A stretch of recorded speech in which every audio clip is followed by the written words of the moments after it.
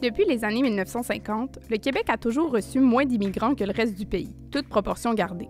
Quelles en sont les conséquences concrètes? Le résultat est assez clair. La population s'accroît moins vite au Québec que dans le reste du pays.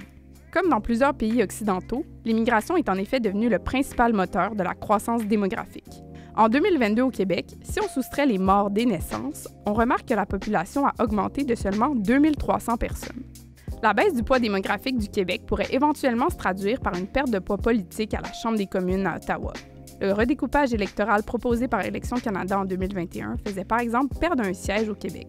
Le projet a depuis été modifié. Le fait de recevoir moins d'immigrants que notre part démographique dans le Canada influence aussi la composition relative de la société.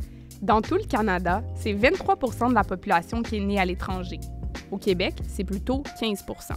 En Ontario, c'est 30 % et bientôt une personne sur trois. Et à l'international, comment ça se compare? Le Québec est au-dessus de la moyenne des pays de l'OCDE. Mais plusieurs pays comptent tout de même une plus grande proportion d'immigrants que la province. L'immigration a joué un rôle de moteur de la croissance démographique à d'autres moments dans la courte histoire du Canada. D'ailleurs, le Canada vient tout juste de revenir à la même proportion d'immigrants dans sa population qu'entre 1911 et 1931, soit 22 %. Un taux qui défie la perception qu'il n'y a jamais eu autant d'immigrants que maintenant. Ce qui a changé, c'est surtout l'origine de ces immigrants, qui s'est nettement diversifiée.